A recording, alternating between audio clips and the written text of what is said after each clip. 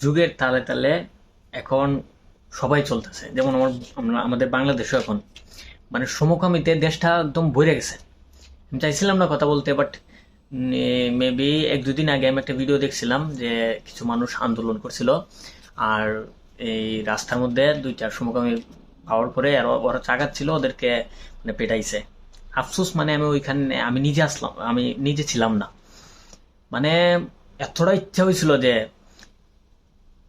তাদেরকে মারার, মানে বলার ভাষা নাই। একটা জিনিস, মানে তারা এতটাই মুখ মাফি।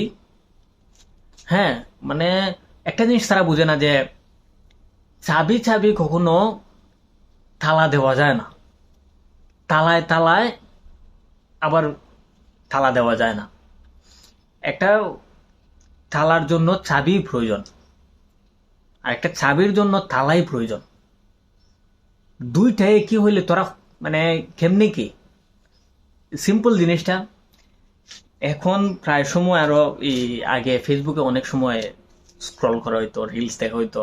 এখন অনেক সময় ফেসবুকে আমি ঢুকি না, ঢুকলেই এই যে আমার বাপুটা ঘুম থেকে করছে, আমার জামাই, আমার ইসে, আরে তোর যে নিচে একটা তলোয়ার ঝুলতাছে। হ্যাঁ, এই তলোয়ার তলোয়ার তুই তোর আবার জামাই হয় কেমনে?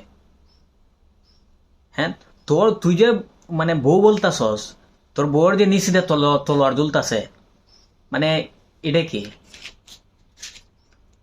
তোরা কি তোরা কি জ্ঞান বুদ্ধি আল্লাহ কিচ্ছু দিয়া দিস না?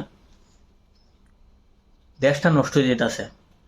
যারা যারা দেশে আছেন, আর যাদের পাড়া প্রতিবেশী বা গ্রাম অঞ্চলে এলাকার মধ্যে এরকম মানুষ আছে সমকামিতে আসক্ত, তারা প্রতিবাদ করেন। রাস্তাঘাটে দেখলে তারা লাথিতে লাথিতে রাস্তা থেকে দূর করে, সমাজটা রক্ষা করেন। এখনো সময় আছে।